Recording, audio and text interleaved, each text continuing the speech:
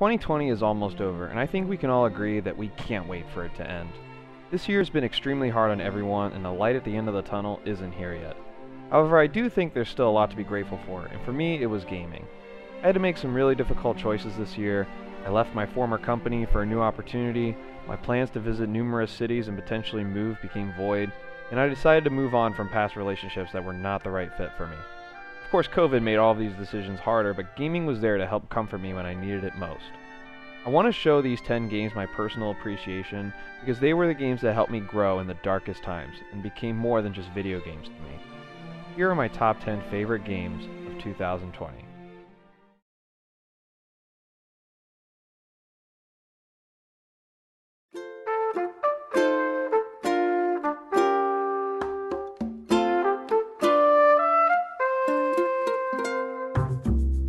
Animal Crossing was a game that I appreciated from a distance. Personally, I don't really dive into games like this as deeply as other people, but I absolutely loved how this game unified so many people during the scariest times of COVID. It's a game with simple goals, yet so much life and depth that it's hard to put down. It's a game that encourages the connectivity of other players and sharing with each other to progress. There are no other motives except to help build a fun and healthy community. Hell, remember when this game came out the same day as Doom Eternal and the internet had a field day making all the crossover art and memes? I've never seen two games so different, yet blend so well together like that. I don't fully understand the magic this game has, but I know it's there, and I know a lot of people I care so much about were able to experience it and share it with others during difficult times, and that's when I think gaming is at its very best.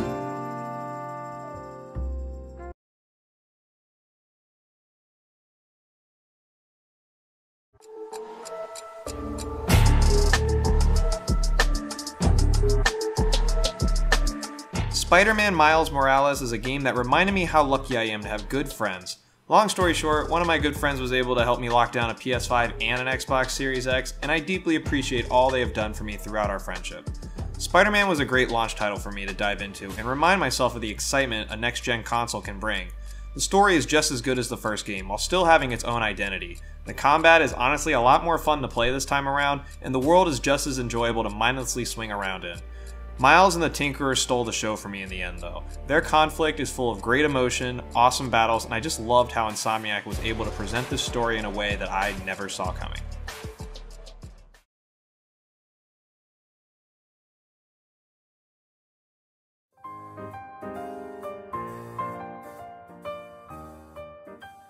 Everyone knows I'm a Kingdom Hearts fanboy, but Melody of Memory was a roller coaster for me all throughout. I think the soundtrack for these games are in the top 3 all-time greatest game soundtracks, and when the game is hard, it's at its absolute best. I was disappointed when I got to the middle of the campaign and just had to turn my brain off to get through parts of the game. I don't like how there's not a lot of story, or any story, until the very end, and when the story does hit, I'm reminded that I wanted this series to end, and for no real reason, it's still going.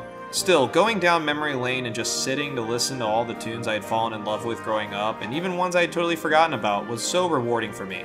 When I would play this game and the difficulty was just right, I lost myself in it.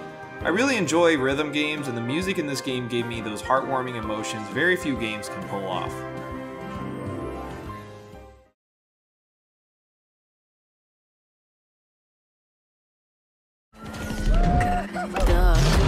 In Night City, you can become anyone. Cyberpunk 2077 wasn't even the best Cyberpunk game of the year. Ghostrunner was. Yeah, sorry, while I don't hate Cyberpunk 2077, I just knew the hype for this game didn't make a lot of sense, and it shows that I was right to be cautious of this game. Ghostrunner, however, came out of nowhere and plays like a perfect mesh of some of my favorite games. It's like if Celeste, Mirror's Edge, and Deus Ex somehow had a threesome baby and you had to play the game as Genji from Overwatch. It's really difficult, but it's the fair kind of hard that you know is your fault for messing up. But when you are on point and flowing around, flying around icing fools with your lightsaber, there's nothing like it. I think this is easily the most underrated game of the year for me, and I fell in love with it immediately. I just wish I was good enough to have beaten it, because it's the only game on this list that I had to surrender to.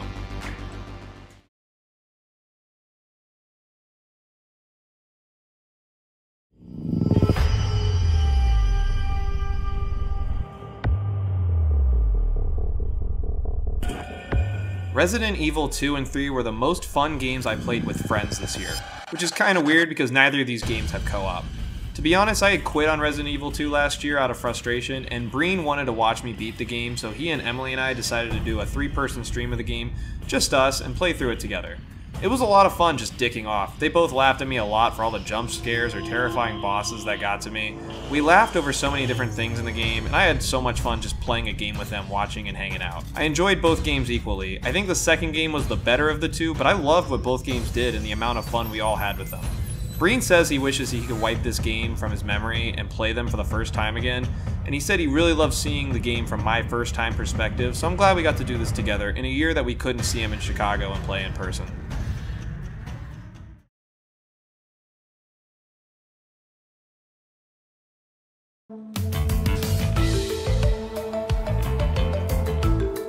Crash 4 for me was the reassurance that remakes are a good thing, and if remakes sell well, we will get new games. I'm already a big Crash fan and have been telling a lot of friends that if the remakes sold well, we would get a new Crash game. Luckily, I was right, and they didn't disappoint. This game is as pure of a Crash game as you could have made. It's difficult, filled with secrets, hilarious, and some of the best 3D platforming we've seen in a game since Mario Odyssey. I can still imagine my 8-year-old self playing the original Crash games on my 5-inch CRT TV and struggling to get to the end. And here I am, 28 years old, playing on my 65-inch 4K TV and struggling to get to the end.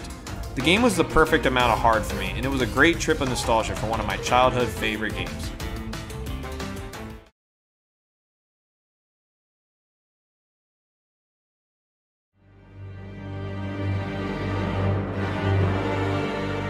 I could not put down Ghost of Tsushima once I finally dove into it.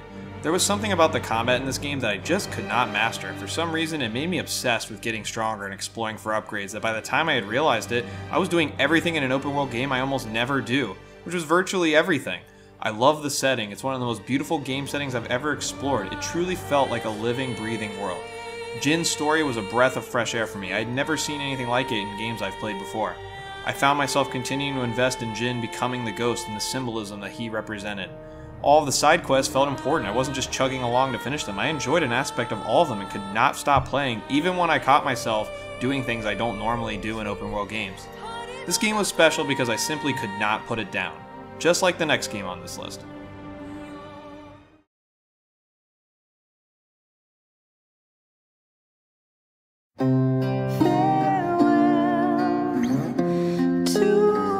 Hades was the game that took everything I don't like about action games and would not let go of me until I enjoyed it, and it worked. This is a game that made me want to play it through multiple times. It made me want to experiment with all the power-ups and ways to play the game. It made me excited to die and try again after getting destroyed by a boss that seemed impossible to beat at the time. I don't know, it's really hard to put into words why this game clicked for me because it has a lot of things in games that I don't really respond to. The story is really good. The more you invest, the more you get out of it. It looks amazing for a single camera angle game. Even when I was frustrated and wanted to quit, there was something special with this game that just hooked me and would not let me stop until I beat it. It reminds me to never judge a game at first glance, and that the only way to truly know if you are going to love or hate a game is by sitting down and diving into it. Hades definitely rewarded me for all the hours I poured into it.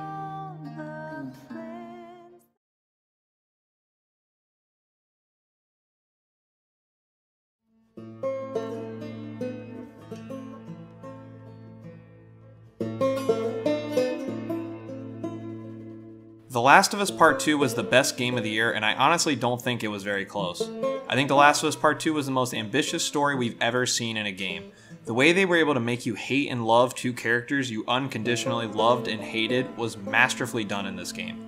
I wanted Ellie to get her revenge more than anything, but as the switch happens and you play as Abby, you start to see how gray everything really is. This cold-blooded killer is more human than we could have ever imagined, and the young girl we all cared so much about became almost unrecognizable and, to a point, uncomfortable. The ending of this game brings both of their stories full circle and never loses sight of its theme and message to the player. I think this game's fearlessness to tell the story without any apologies to the player, a story that is supposed to hurt you in order to get its message across, and somehow still make these characters real, full of emotions we can feel and emotionally invest in, is nothing short of masterful game design. The Last of Us Part 2 I believe years from now we will look at with more appreciation, but I will never forget how powerful this game was for me and how much I loved its refusal to play it safe and push gaming storytelling to a new level. As much as I loved this game though, it wasn't my favorite.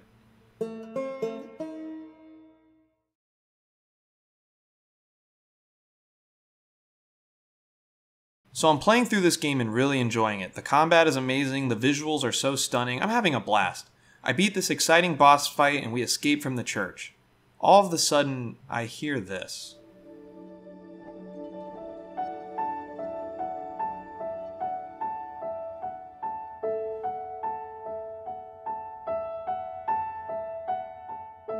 Cloud and Aerith walking across the slums rooftops. A scene that's only in the original game for about 10 seconds, but this game slows it down. Nothing is really happening, they are just talking, casually walking across the rooftops as flowers blooming in the church place peacefully in the background. The emotions I felt when this music played may seem a little weird, I can't really explain it, but when I saw this, I remembered exactly what it felt like to be a kid again falling in love with playing video games.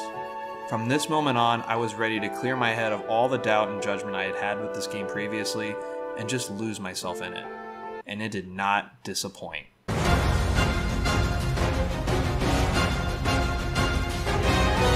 Final Fantasy VII Remake was the game that just clicked for me.